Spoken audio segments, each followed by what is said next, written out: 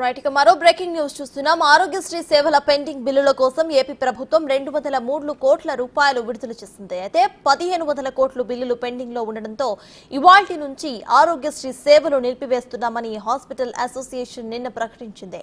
సేవలు కొనసాగించేందుకు ఆరోగ్యశ్రీ ట్రస్ట్ అధికారులకు హాస్పిటల్ అసోసియేషన్ ప్రతినిధులతో నిన్న చర్చించారు.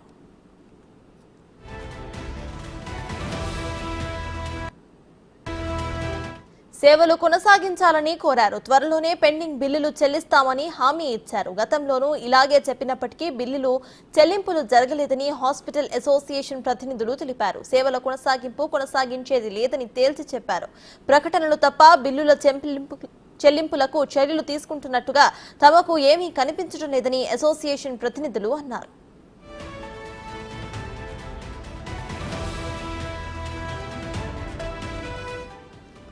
దీనితో ఇవాటి నుంచి ఆరోగ్యశ్రీ సేవలు బంద్ అవుతాయని అనుకున్నారు అంతా. కానీ ప్రభుత్వం హుటాహుటిన 203 కోట్ల రూపాయలు విడుదల చేసింది.